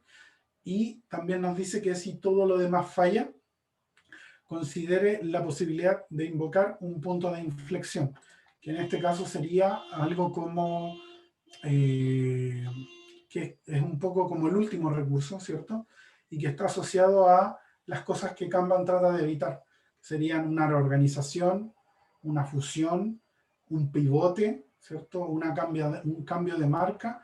Digamos que esos puntos de inflexión son acciones que sacuden el suelo a la gente, ¿cierto? Y que de alguna manera le muestran que va a haber cambios, ¿sí? Eso sería como un punto de inflexión en caso de un último recurso. Kanban también nos habla mucho de superar las adicciones. Y menciona que las adicciones están relacionadas a cosas que la gente lleva haciendo porque les entrega cierta emoción. Kanban nos habla de esta dopamina y esta serotonina que nos dan sentido del logro, de orgullo, que nos hacen sentir que tenemos estatus, que tenemos respeto y reconocimiento, ¿sí? Y es un poco a tratar de ayudar a las personas, ¿cierto?, a superar esas adicciones y aquí me gustaría traer un poco una vivencia personal. En un equipo de marketing teníamos a un líder que, digamos, era muy adicto a los likes, ¿sí? A los me gusta, o a indicadores que eran, o que considerábamos en su momento, que eran muy vanidosos, ¿sí? Mucha gente abrió el correo que les mandé, mucha gente le dio me gusta a la publicación o le dio corazoncito a la historia. Entonces vamos súper bien y todo esto está saliendo súper, ¿sí? Digamos que había una adicción a poder lograr esos likes, esos me gusta, para poder sentir de que estaba logrando su trabajo. Pero por otro lado teníamos que las quejas del mal servicio por las redes, del envío de spam constante, o incluso quejas de clientes que quedaban en las redes sociales, no tenían la atención. Por lo tanto, de alguna manera, esta adicción, que la verdad las redes sociales la generan, por lo menos a mí, esta adicción a esos likes, estaba dejando de lado muchas otras cosas que para nosotros eran importantes, ¿sí? Pero para él tenían un sentido del logro, ¿cierto? Como dice ahí, y un orgullo por obtener esos likes. Entonces, Kanban nos plantea que los adictos son adictos, y esa necesidad desesperada de tener ese logro y ese reconocimiento disminuye a través de alcanzar esa madurez organizacional, y buscamos, ¿cierto?, cambiar esas adicciones por otras cosas que puedan ser, entre comillas, más saludables. Y nos trae esto de cambiar el abuso de sustancias versus tantear el fitness, por ejemplo, o en lugar de comer en exceso, ¿qué pasa si te dedicas al arte? Y es un poco, no es algo sencillo, obviamente. Nosotros cuando le planteamos, por ejemplo, el hecho de todas las cosas que estaban quedando de lado por estos likes, estos me gusta, no fue fácil que la persona los dejara de lado. Por lo tanto, planteamos, bueno, ¿qué pasa si miras los likes, pero también miras este índice de satisfacción? Entonces, de alguna manera, le planteamos a él, bueno, tienes esto, quédate con esto, pero ¿qué pasa si también tienes esto? Y de alguna manera fue esa transición, ¿cierto? Que ayudó a, digamos, a que pudiera tener esa visión de las cosas que estaba dejando de lado. Kanban también nos habla de que esa adicción a menudo tiene raíces en problemas subyacentes en las personas, ¿sí? Y que aquí, a través del acompañamiento, buscamos indagar en esa autoestima o esa autoimagen o esa depresión, ¿cierto?, asociada a esos problemas de identidad. Y cómo podemos, a través de los propósitos, la alineación y la congruencia, acompañar a estas personas a que sean capaces de ir dejando de lado estas adicciones. Y para resumir, un mejor liderazgo puede acabar con esa necesidad adictiva, ¿cierto?, a estos comportamientos que son contrarios a estas métricas banales y al factor de sentirse bien o sentirse superior. Esas tácticas de cambio, ¿cierto?, que las vimos hace poquito, son la de evitar las rocas, la de involucrar a las personas emocionalmente, a tener esta combinación con estas estrategias de aislamiento, ¿sí?, a tener ese coaching para acompañar ese cambio de identidad, y a sobreponer una objeción emocional sobre otra emoción más fuerte.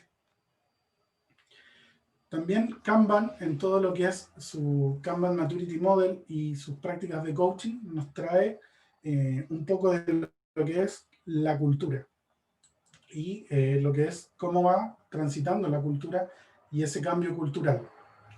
Y aquí Lou Gerstner nos habla de cuando llegó a IBM, él hubiera planteado que la cultura era solo una parte más, ¿cierto?, de la organización, pero durante su tiempo se dio cuenta que no solo era un aspecto, sino que era el juego completo, ¿sí?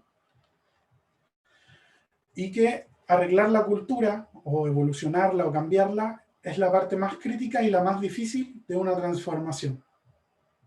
y que al final la administración, las jefaturas, las gerencias no cambian la cultura, sino que invitan a los propios colaboradores a que puedan cambiarla. Por lo tanto, Kanban nos plantea esta fórmula para, de alguna manera, reconocer los componentes que afectan la cultura, en donde tenemos esa sumatoria entre los valores y el comportamiento, los valores que nos definen una identidad y el comportamiento que se da a través de las decisiones y las acciones. Para apoyar estas decisiones, ¿sí?, que en pos llevan a las acciones, Kanban nos trae una herramienta que para mí ha sido muy útil, que son los filtros de decisión. ¿Sí? Kanban nos menciona que lo perfecto siempre es enemigo de lo suficientemente bueno y que de alguna manera es mejor accionar a tener estos tiempos de consulta, a estos tiempos de espera, ¿cierto?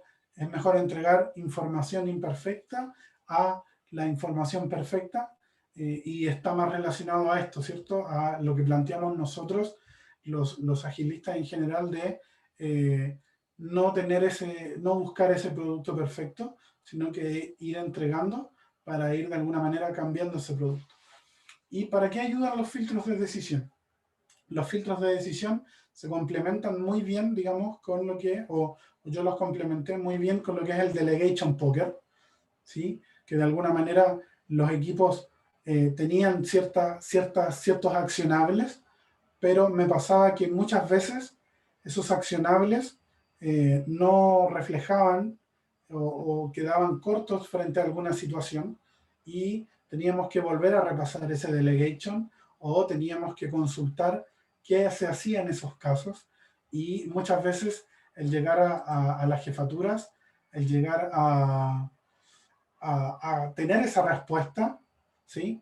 Nos demoraba tiempo, ¿sí? Nos causaba retraso, nos causaba demora y generaba mucho miedo en los equipos de no querer accionar sin tener esa respuesta. Y aquí llegaron en ayuda los filtros de decisión, que en el fondo son pequeñas, para mí son pequeñas frases, ¿sí?, que de alguna manera apoyan que el equipo, cuando se ve enfrentado a algo, tenga el poder de decidir a través de esta frase y de los valores que vienen, ¿sí? Aquí tenemos dos ejemplos. El primero es, si puedes hacer algo al respecto, hazlo. O sea, actúa en lugar de pedir permiso. Y uno que ocupo yo en los equipos de tecnología es, si conoces una mejor solución, proponla, porque como equipo de tecnología preferimos experimentar mejores formas a quedarnos en lo conocido. Entonces, de alguna manera, cuando alguien del equipo sabe, conoce, pero no ha llevado a cabo algo que de alguna manera nos permita entregar más valor o solucionar algún problema de mejor forma, estamos abiertos a experimentar, ¿sí? Y no hay necesidad de consultar por esta nueva tecnología, de consultar si es algo que está permitido, sino que a través de este filtro de decisión, los miembros del equipo pueden llegar y decir, bueno, si este filtro de decisión alineado, ¿cierto?, nos permite hacerlo, lo hacemos.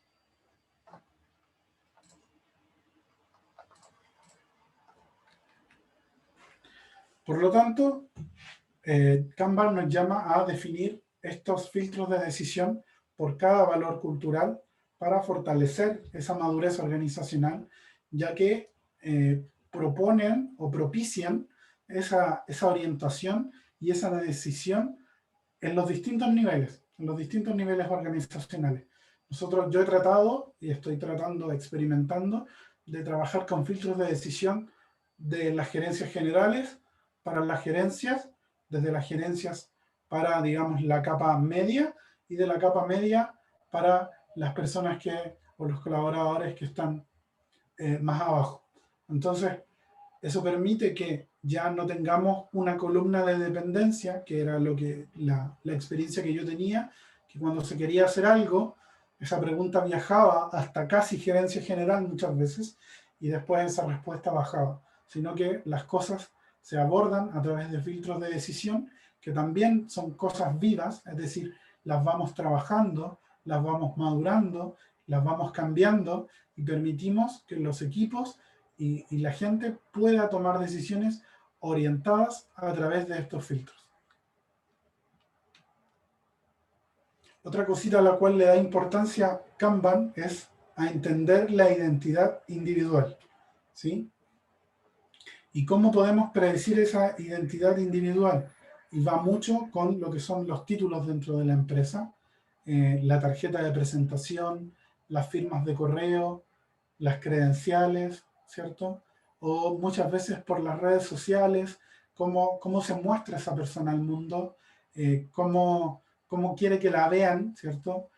Con qué responsabilidades, haciendo qué, ¿cierto? Y todos esos ajustes dentro y para fuera de la organización versus el rol real que cumple. Y de aquí no es que queramos llamar a las personas mentirosas, todo lo contrario, es un poco la identidad que yo proyecto versus lo que hago.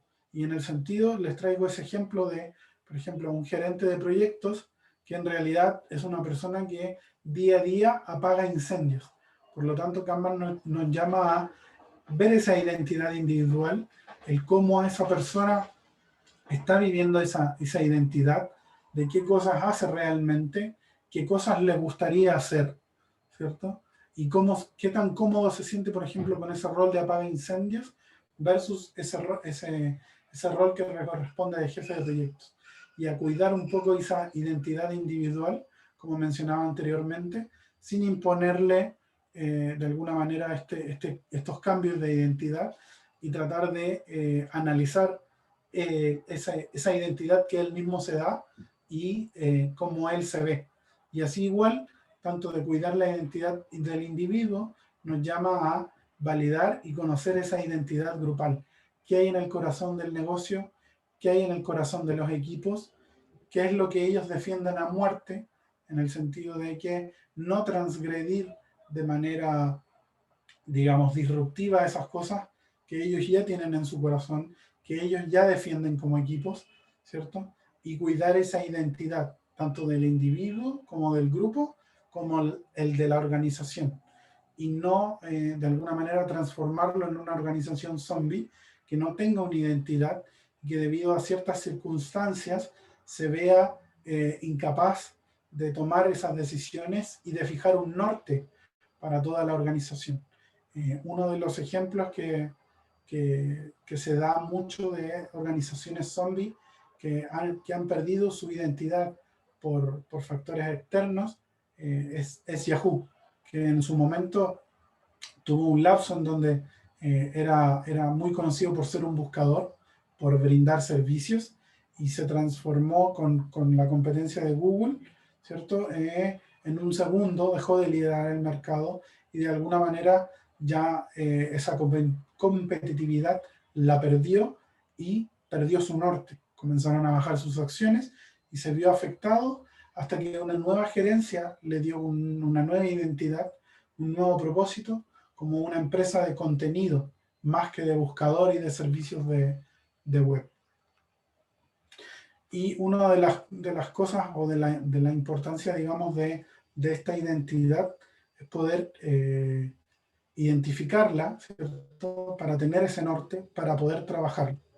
Y aquí me gustaría consultarles cuál creen que es la identidad de Virgin y hacia dónde está ese norte. ¿Qué es lo que busca Virgin?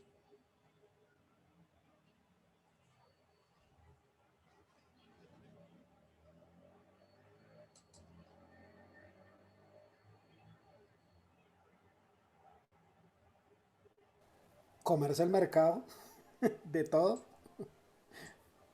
Ok. Busca tanto que no busca nada.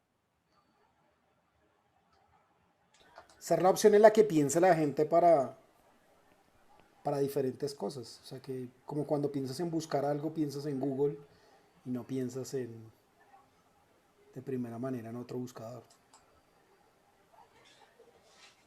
La identidad de Virgin en el fondo es satisfacer negocios cuando hay público insatisfecho. Y es por esto que el grupo Virgin, digamos, está en tan variadas industrias y en tan variados negocios, ¿sí? Excepto por ahí el programa que hizo Richard Branson para viajar al espacio, que dejó en claro que era porque le gustaba, ¿sí? Porque era algo que quería hacer, pero en general su apuesta y su identidad como Virgin es poder dar conformidad a clientes en rubros en donde hay insatisfacción, ¿sí? Y es por eso que buscamos de alguna manera tener esa identidad que nos guíe y nos dé el norte para ese cambio evolutivo. Y como último punto de esta introducción, Kanban nos trae lo que es el capital social y más precisamente lo que es la confianza, ¿sí? Y el cómo trabajar la confianza para un cambio evolutivo y para un cambio organizacional es de gran importancia. Y aquí algunos datos, ¿sí? El 60% de los holandeses cree que los demás son dignos de confianza, a diferencia de en Estados Unidos, que solo el 24% cree que se puede confiar en otros estadounidenses. Y la cifra en América Latina es mucho menor, junto con África, en donde llegamos a un 8%. O sea, un 8% de las personas cree que se puede confiar en otras personas. Y de alguna manera esto nos afecta, ¿sí? Podemos ver cómo hay lugares en donde la confianza está propiciada a todo nivel. Imagínense que en Bélgica se negocian diamantes de 6 cifras con solo un apretón de manos. O sea, yo aquí no negociaría un diamante con mi hermano ni con contrato. Entonces es un poco eso, cómo el factor de la confianza nos ayuda a generar, ¿cierto?, distintos ambientes para poder prosperar este cambio, ¿sí? Y por qué nos llega la pregunta de por qué algunas industrias y sociedades pueden existir sin esa burocracia, sin esa verificación, sin un litigio. Hay muchas empresas que ahora están adoptando esta contabilidad abierta, ¿cierto? Donde todos pueden ver cuánto gana el otro, cuánto gana la empresa. Y no es algo que se pueda lograr, obviamente, de un día para otro, pero los resultados de la confianza se ven, ¿sí? Y se demuestran un poco asociados al compromiso de la gente para con la organización y cómo esta confianza y ese compromiso de alguna manera impactan en los resultados. Entonces, ¿cuál es el dividendo de la confianza? Está un poco relacionado a esto, a eliminar esa burocracia, a traer esa confianza y a reducir costos. Imagínense, nosotros le decimos al gerente, al jefe, bueno, hay que generar más confianza. Y ellos siempre tienen digamos, en mente lo que es lo financiero. Bueno, ¿y qué voy a ganar yo si fomento la confianza en la organización? Y aquí tenemos algo, costos de transacción, eliminar el desperdicio, ¿cierto? Y generar ese beneficio mutuo para todas las partes involucradas. Por lo tanto, la confianza se vuelve una forma de lidiar con la complejidad, ¿sí? A través de lo que les mencionaba, esos filtros de decisión, ese empoderamiento, ¿sí? Donde ya no tenemos que esperar que alguien decida arriba y nos diga qué hacer, sino que somos capaces de tomar esas decisiones con la confianza de que estamos actuando bajo esos filtros y que lo que hagamos no va a ser castigado. Entonces, nos trae que la transparencia es una poderosa aliada y que la vulnerabilidad, es decir, el mostrarnos cómo somos cuando no sabemos, cuando no podemos, de alguna manera desarma, quita o buscamos que desarme, que quite esas trincheras, esa separación entre los silos, que fomente la colaboración. Muchas veces se da que esta transparencia genera anticuerpos, ¿sí? Y es algo normal. Yo he tenido la experiencia de ver cómo gente al mostrar lo que está haciendo, lo que no hace, o los tiempos, se siente incómoda, se siente vulnerada. Y es ahí donde tenemos que poner atención para poder lograr que esta transparencia se vuelva una aliada y no algo que levante más muros. Otra cosa importante que nos destaca Kanban es que la confianza es impulsada por eventos. ¿Y a qué hace referencia esto? A que generemos los espacios para tener esa confianza. Las reuniones en donde podamos mostrar lo que estamos haciendo, cómo lo estamos haciendo, hacia dónde vamos y lo que hemos logrado, ¿sí? Tener esos feedback loops, tener esas reuniones como equipo, esas reuniones para mostrar cómo va el equipo, generar esa transparencia en los resultados. Y demostrar la competencia en los eventos, es decir, qué es lo que hemos logrado, qué es lo que vamos a lograr o qué queremos hacer, y ir trabajando esa confianza a través de la reputación y los resultados, ya sea de equipos o de áreas completas. Otra cosa que nos menciona Kanban es el definir metas pequeñas, ¿sí?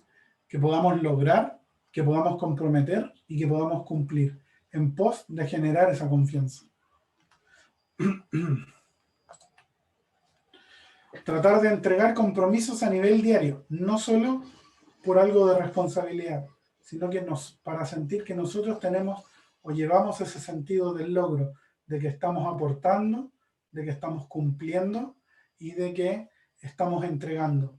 Y que a través de eso generemos confianza en nuestros pares. Asimismo, a nivel de equipo, tener que tratar de entregar, de tener una entrega diaria o una entrega semanal. Estas no son reglas de Kanban, pero son recomendaciones con el fin de poder aumentar ese capital social y elevar el nivel de confianza.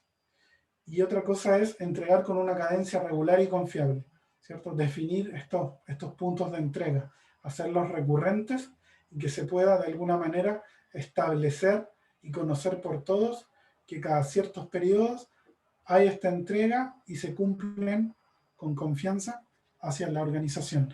Tener esos pequeños compromisos cumplidos, ¿cierto? De forma recurrente, para de nuevo propulsar esa confianza, más que generar grandes compromisos con, digamos, problemas de por medio y cosas que afectan este capital social. Por último, buscar a través de la confianza romper esos silos, esas funciones laborales y animar a las personas a trabajar juntas. Empezar a juntar a los equipos, empezar a juntar a las áreas, mostrar cómo trabajan las otras áreas y empezar a compartir ese conocimiento y ese entendimiento, pero sobre todo esa confianza entre estas.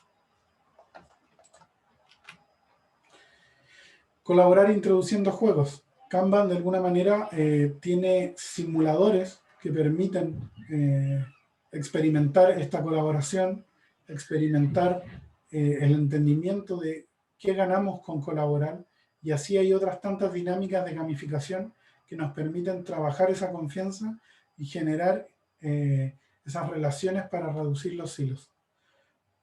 Dejar que los valores guíen la toma de decisiones, ¿cierto? Muy acorde o alineado a lo que hablábamos de los filtros de decisión, de cómo estos filtros guiados por los valores nos permiten guiarnos en tomas de decisiones y generar ese empoderamiento.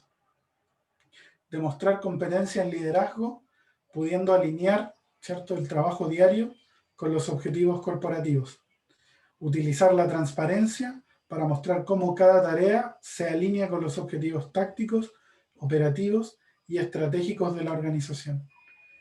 Poder empoderar a la gente. Poder definir límites de responsabilidad para ir cada vez más ampliándolos y generando estas iniciativas y estos actos de liderazgo a todo nivel para de alguna manera llegar a este liderazgo líquido. Practicar la tolerancia al fracaso, ¿cierto? Si algo no resulta, dejar un poco de lado el castigo, recolectar y tomar esos aprendizajes para que en el próximo intento podamos tener precaución y podamos generar ese resultado que estábamos buscando. Y otra cosa que nos llama es a manejar esas transgresiones o esas faltas de una manera microgestionada. Es decir, no quitar la confianza al grupo, sino que ver con la persona que transgredió eso de alguna manera, de manera individual, ¿sí? Sin afectar, digamos, de forma total al grupo, al área o a la organización, ni tratando de establecer nuevas reglas o aumentar el control por esa transgresión. Crear esos marcos de decisiones que empoderen y lleven la toma de decisiones al límite de la organización, ¿sí? Va mucho relacionado a lo que les mencionaba de los filtros. Fomentar una red flexible de colaboración, ¿sí? Un poco es eso de que todos podamos participar, que el conocimiento se reparta y que todos sean parte de este flujo y de esta mejora evolutiva. Y por último, fomentar el desarrollo y la confianza en las personas en sí mismas. Esto es Kanban Coaching. Muchas gracias. Excelente. Muchas gracias, Dieter.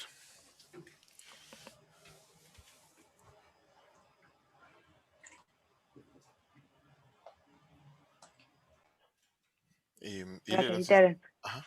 Sí, iba a abrir el espacio a preguntas, si hay alguna pregunta, algún comentario, lo que se lleven, o lo que nos quieran compartir. Me llevo muchos conceptos en poco tiempo, muchas cosas para pensar, algunas por ahí, al ser tantos, se me pasen. Excelente presentación, excelente gráfica, muy bueno.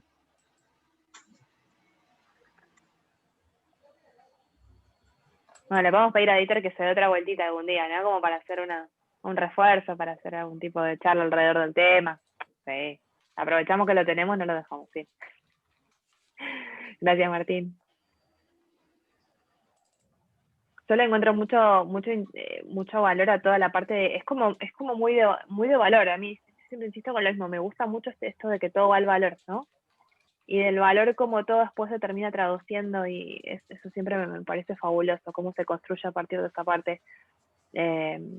Y cómo evitamos al final del día generar la resistencia a la que tanto miedo de alguna forma le tenemos, ¿no? Esto de que si la generamos, intentemos ni generarla, ¿para qué vamos a llegar ahí? ¿Alguna otra pregunta, algo que se lleven? Creo que el desafío es, como decías vos, llegar ahí y poder lograr de que estos temas se entiendan, ¿no? Como decían, en las jefaturas, en los lugares de toma de decisión. En general, la parte presupuestaria siempre marca el negocio, ¿no? Y siempre marca el rumbo o el cambio de el mercado, ¿no? Como hacia dónde vamos y cómo lo vamos haciendo, y a veces no se espera la evolución de las personas, sino que los cambios son introducidos primero voluntariamente y no surgen involuntariamente. En general, los cambios en el mundo occidental han sido más empujados por el mercado que empujado por las propias personas y la evolución de las personas.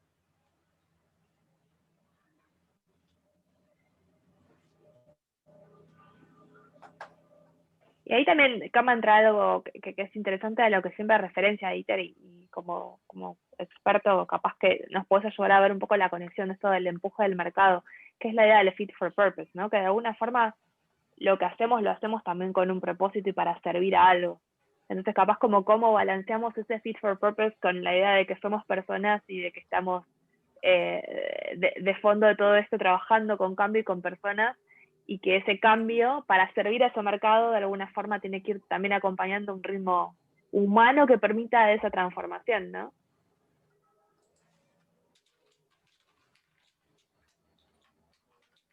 Sí, interesante eso, y también como apoyarlo con los aspectos que vienen detrás de la motivación y que nos ayudan a identificar ese propósito o sea, y también recuperar lo que es la independencia de poder elegir cuál es nuestro propósito, en cuáles tareas son las que vamos a hacer y cómo entonces podemos desarrollarnos en esa dirección. Entonces, es ese balance que dices de cómo la organización nos ayuda a identificar, nos da la independencia para identificar el propósito y poder triunfar en ese sentido.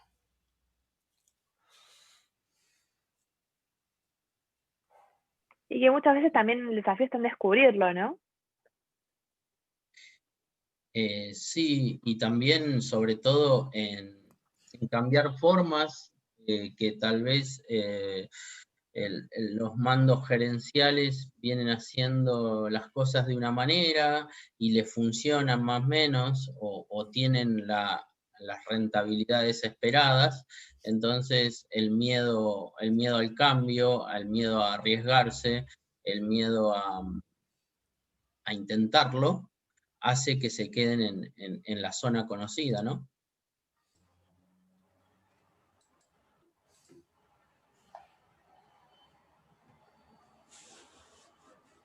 Ahí Pablo nos decía, el mayor agente del cambio fue el COVID, se nos dejó, el que no quería cambiar.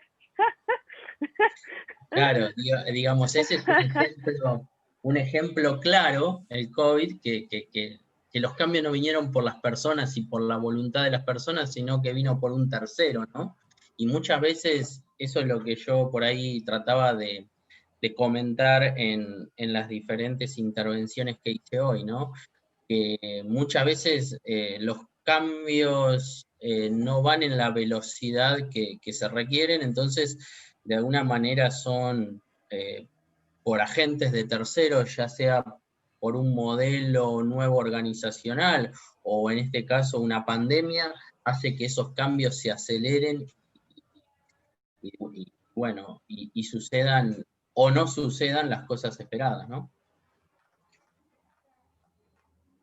Pero en general siempre de todo cambio algo va quedando y todo va siendo eh, el objetivo o el propósito de quienes buscan algo distinto. Ahí Carlos nos decía, cada uno de nosotros tiene oportunidades cada día de dar un pasito distinto, cambiar a nuestro entorno. Y ahí creo que estamos con esto del cambio disruptivo y lo del cambio evolutivo, ¿no? Ese ir cambiando a pasitos, ese cambiando en donde estamos, desde donde estamos ahora, de a poquito, siendo como el agua, sin ir generando esa resistencia, o en el otro es ese COVID que viene y que pase lo que pase, ¿no? O un merge, o un cambio de una gerencia, o una cosa que como se nos sacude. Y bueno, por ahí también esto de ir viendo cómo adaptarnos a los cambios que sean más disruptivos y también cómo ir pudiendo generar el cambio evolutivo en la medida en la que podamos. Para ir viendo, llevarnos de reflexión por ahí qué tipo de cambio estamos atravesando ahora, ¿no? Y qué podemos hacer en cada tipo de situación. Cómo podemos llevarnos un poco de todo esto que nos contó Dieter hoy, de todos estos principios y estos pilares a la situación que estemos cada uno de nosotros atravesando. Bueno, gracias Dieter de vuelta por la jornada del día. Nos encantó, estuvo bárbaro, fue un montonazo de información, así que nos llevamos un montón. Nos encantó tenerte. Gracias a todos los que se sumaron también, gracias por haberte quedado hasta un poquito más tarde. Por ahí quedaron, creo, todos los links, ¿no? Pasamos, Mauricio, como siempre, el chivo de la noche. Fue, bien, para invitarlos, invitarlos de vuelta, como siempre, a los días. Semana 1 charlas, semana 2 prácticas, semana 3 discusiones, semana 4 desarrollo de carrera profesional. ¿Y qué más? Y vamos a ver qué pasa. Sí. Sí, muchas gracias por haberse quedado todo este rato de horas y sigan atentos, digamos, vamos a estar poniendo en el LinkedIn, en el grupo de Meetup y en Slack. Vamos a tratar de que se siga la conversación. Eso. Gracias a todos. Muchas Felicidades, gracias. que tengan un gran Nos año. vemos.